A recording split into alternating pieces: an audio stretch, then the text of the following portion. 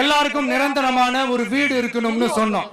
உடனே எங்க ஆட்சியிலே நாங்க எல்லாரும் வீடு கட்டி கொடுத்துட்டோமே அப்படிங்கிறது இல்ல. நான் கேட்கிறேன், இங்க உங்களை தான் கேட்கிறேன், இங்க வாடகைக்கு இருக்கிறவங்களே இங்க யாரும் இல்லையா?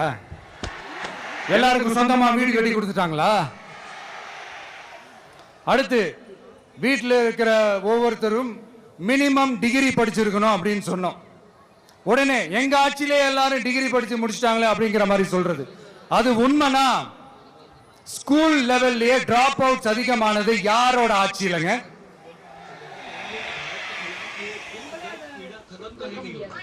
பசங்க பிள்ளைங்க யாரும் ஸ்கூல்ல சேரலன்னு சொல்லிட்டு எனக்கு தெரிஞ்சு 207 கவர்மெண்ட் ஸ்கூல்ஸ் மூடினது யாரோட ஆட்சியிலங்க?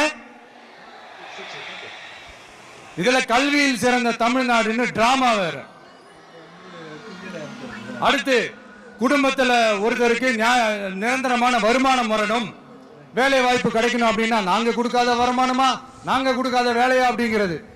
எத்தனையோ லட்சம் காலி பணியிடங்கள் நிரப்புவோம்னு வாக்குறுதி கொடுத்துட்டு ஆட்சிக்கு வந்தீங்களே, எத்தனை லட்சம் காலி பணியிடங்களை நிரப்புனீங்க?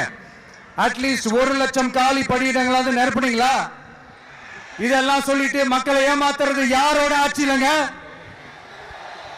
அடுத்து ரொம்ப முக்கியமா, பெண்களுக்கு பாதுகாப்பு இல்ல, சட்டம் ஒழுங்கு சரியா இல்லைன்னு சொன்னா